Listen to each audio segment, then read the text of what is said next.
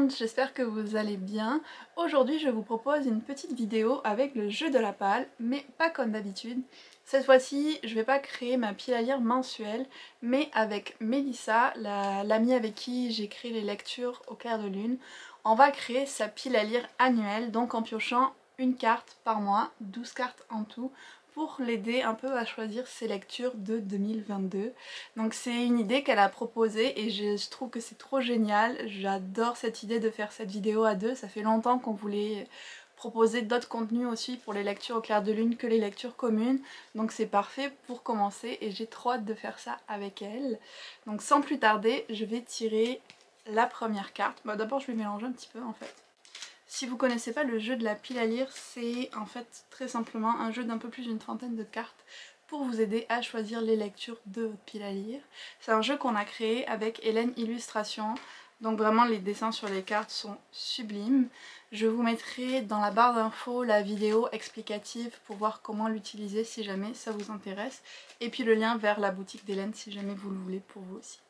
Donc on va y aller avec la première carte, j'ai trop hâte. Et bonne chance Mélissa, parce qu'il y en a qui sont moins faciles que d'autres. Donc la première c'est LGBTQIA. Donc un livre avec un personnage qui appartient à la communauté LGBTQIA+. Ça je sais que tu en as dans ta palle, donc tu devrais trouver sans trop de problèmes. Pour la première carte que tu as tirée au sort, j'ai choisi La maison au milieu de la mer céruléenne. C'est un livre qui a de bons avis sur Bookstagram et qui m'a été recommandé notamment par Marion, le compte Instagram Entre les lignes, et qui m'a fait acheter ce livre au Salon du livre de Montréal. Donc écoute, j'ai hâte de le lire. Je ne sais pas de quoi il s'agit puisque comme d'habitude, je n'ai pas lu le résumé. Ensuite, j'adore tirer les cartes comme ça. Ouh, mythologie. Vraiment cool, ça là c'est une de mes préférées. Je pense aussi que tu peux te débrouiller. Pour cette deuxième carte, mythologie, je suis allée plus au sens large du terme, plutôt comme mythe et légende, parce que j'avais pas vraiment de livre de mythologie dans ma bibliothèque. Donc j'ai choisi Rebelle du désert. C'est un livre qui est court, fait que ça m'arrange bien, parce qu'en fait je l'ai déjà lu. Je voulais lire le tome 2 prochainement. Mais comme j'ai lu le tome 1 il y a un moment déjà, je me suis dit que comme il est court, j'allais le relire pour avoir les idées fraîches et avant de me mettre dans la suite de la saga. Fait que mythologie, Rebelle du désert. Continuer. Tac tac. Handicap visible ou invisible. Un petit peu plus difficile ça là. Si jamais tu cherches de l'aide, The Tea Dragon Society. C'est ma suggestion. Je pense que tu as peut-être lu le premier, mais il y a le 2 et le 3. Mais sinon, en tout cas, ça fonctionne super bien pour cette carte. Pour cette carte, handicap, j'ai eu un peu du mal à faire rentrer un livre là-dedans. Pour la simple et bonne raison que je n'ai pas de livre dont le sujet est un handicap ou une maladie. Et comme je ne lis pas les résumés et que j'achète très souvent mes livres sur des coups de tête du genre j'aime la couverture, j'aime le titre, je ne sais pas forcément de quoi parlent mes livres, donc ça a été difficile pour moi de remplir cette catégorie et j'ai choisi un livre que j'ai commencé à lire. C'est La boutique au poison. Je suis au tiers de ce livre de Sarah Penner et si je peux pas dire que ce soit un handicap à 100%, je peux vous dire que l'un des personnages principaux nous parle très souvent de sa condition physique qui lui pose problème. Donc voilà, je l'associe à un handicap parce qu'au quotidien, c'est difficile pour ce personnage. Donc voilà, c'est juste ça. Puis voilà, je l'ai commencé celui-ci, je suis au tiers, puis pour l'instant j'aime vraiment bien. Je voulais quand même préciser une petite chose, c'est que j'ai eu du mal pour certaines catégories à trouver des livres. Et ça me fait dire que mes achats de livres ne sont pas super variés.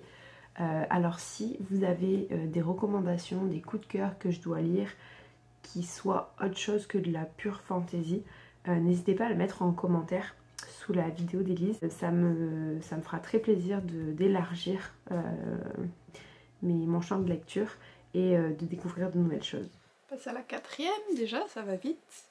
Own Voices, donc un livre écrit par une personne concernée, une personne qui vit quelque chose et qui parle de cette chose qu'elle vit. Donc c'est très large, ça peut être beaucoup de choses. Vous voyez vraiment toutes sortes d'expériences, toutes sortes de personnes concernées. Beaucoup de choix avec cette carte-là.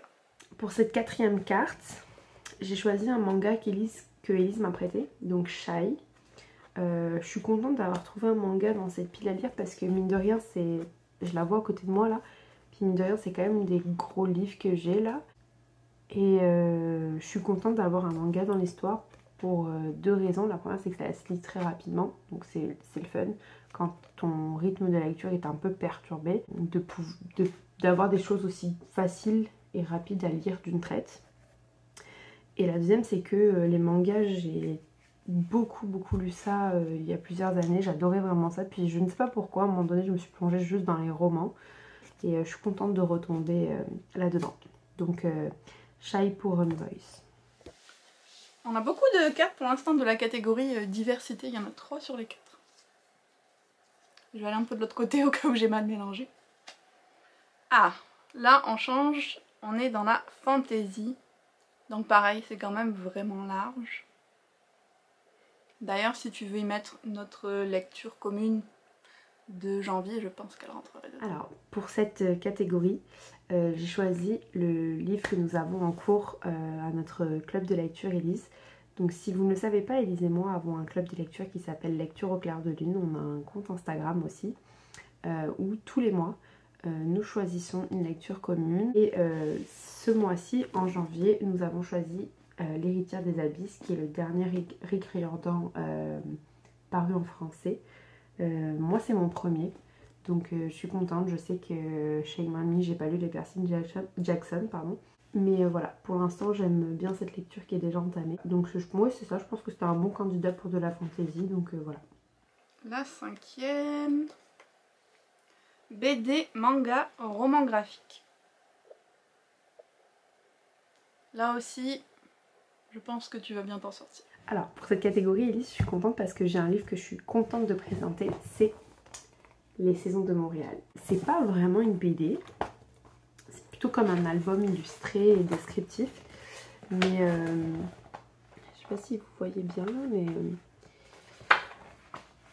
mais je me suis dit que ce serait le fun de découvrir Montréal à travers cet album parce que si vous ne le savez pas, j'habite à Montréal, Élise aussi d'ailleurs, on est toutes les deux expatriées à Montréal et c'est ça, je me suis dit que ce serait assez marrant de redécouvrir ma ville d'adoption via cette BD. Et alors, ça c'est la carte des quartiers de Montréal, puis moi, j'habite là. Votre plus vieux livre. Ah, celle-là elle est intéressante. J'espère pour toi que tu sais lequel c'est. Mais je trouve qu'elle est vraiment cool pour... c'est ça, se débarrasser un petit peu des vieux livres qui traînent et au moins voir si ils nous intéressent toujours. Pour cette catégorie, alors c'est pareil, c'est mon plus vieux livre mais elle n'est pas si vieux. Comme je vous ai dit, j'ai déménagé à Montréal en 2019, fait que j'ai emporté avec moi des livres, c'est sûr, depuis la France, mais c'était des livres que j'avais lus. Et donc mon plus vieux livre, ça va être un des premiers livres que j'ai acheté en arrivant à Montréal, qui est donc Ashlun de H. Roy. Cette autrice a écrit Les Else, puis j'avais beaucoup aimé cette saga quand je l'ai lu. Donc je me suis empressée d'acheter Ashlun quand il est sorti, mais après je ne l'ai pas lu parce que je trouvais que les avis étaient quand même assez mitigés. Fait que j'ai pas sauté sur l'occasion de le lire. Mais c'est ça, il sera lu en 2022. Je vais remélanger un petit peu parce qu'elles sont en train de partir dans tous les sens. Ouh, un livre choisi par quelqu'un d'autre. Ça là je l'aime vraiment beaucoup aussi, ça ajoute un petit peu de challenge. Ah ben j'ai fait choisir Tim, donc Tim a choisi Le Parfum de la Trahison qui est le tome 2 de La Couleur du Mensonge. Et Lise, si je me trompe pas, c'est toi qui me l'a offert dans un swap de Noël en 2019, donc à mon premier Noël ici à Montréal. On avait fait un swap avec le lecteur du Québec, puis tu m'avais mis celui-ci dans mon colis. Donc voilà, je vais enfin lire la suite, j'avais beaucoup aimé le tome 1, donc j'ai hâte. La 9e, ça sera une saga en cours de lecture.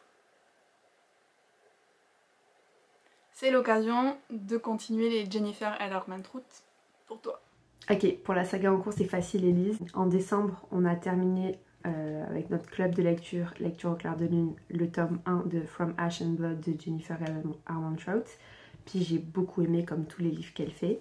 Donc ce sera le tome 2, Kingdom of Flesh and Fire. À peu près certaine que je vais aimer comme tout le reste, donc j'ai vraiment hâte de lire celui-ci. J'essaye de changer un petit peu les côtés où je vais. Une romance. Ça aussi, ça laisse pas mal de choix. Écoute Élise, ça va être encore un livre que tu m'as offert. Celui-ci c'était pour le swap de Noël 2020, pardon. Covid oblige, on s'est échangé nos colis de Noël très longtemps après. Donc finalement ça fait pas longtemps que je l'ai entre les mains.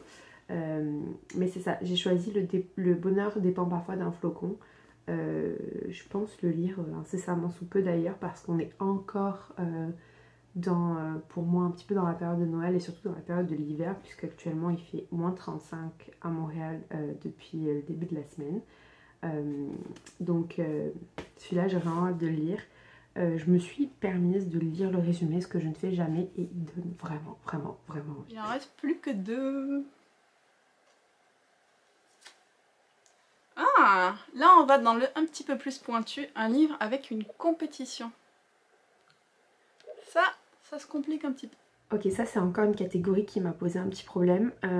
J'ai eu du mal à faire rentrer un livre dedans parce que je n'ai pas dans la bibliothèque un bouquin qui parle à proprement parler d'une compétition. Quand j'entends compétition, je pense très facilement à la saga Hunger Games parce que c'est quand même le gros de l'histoire, c'est quand même la trame de l'histoire on va dire. Mais j'avais pas ça dans ma bibliothèque et en réfléchissant, en brainstormant avec Élise, j'ai choisi le tome 2 de Six of Crows. J'ai lu le 1 il y a un petit moment déjà, mais c'est le genre d'univers qui est tellement particulier que finalement tu n'oublies pas vraiment l'histoire. Donc je pense que je vais pas avoir trop de mal à me replonger dans celui-ci. Et j'ai hâte de retrouver Kaz. Voilà. Et enfin, science-fiction. Là aussi, pas mal de choix. Pour cette dernière catégorie, j'ai choisi La Faucheuse. Je sais, shame on me, je n'ai pas encore lu cette saga, mais ça ne saurait tarder. C'est un livre que tu m'as prêté il y a plusieurs mois maintenant. Donc il sort enfin de la bibliothèque et je le mets sur le dessus de ma palle ici. Pile à lire très bancale depuis tout à l'heure. Mais voilà, je suis très contente d'avoir ces 12 livres à lire courant 2022. J'ai vraiment hâte. Merci de m'avoir aidé à choisir. Et puis encore une fois, à vous qui nous regardez, si vous avez des recommandations à me faire, je serais vraiment partante. Je me rends compte effectivement que mes achats de livres sont assez similaires de l'un à l'autre, au contraire de Élise que vous connaissez et qui a un panel de genres et d'auteurs très variés. Donc n'hésitez pas. Merci beaucoup. Bye Lise. Donc voilà, vous savez maintenant la pile à lire de Mélissa pour l'année. Ne vous inquiétez pas, je vais checker qu'elle la suive. On espère vraiment que ce type de vidéo collaborative vous aura plu parce qu'on était vraiment fan de l'idée. Puis je trouve ça super sympa de tirer les cartes mais pour quelqu'un d'autre. Ça ajoute comme un petit élément de surprise de voir qu'est-ce que la personne va piocher. En tout cas c'était vraiment trop chouette à faire.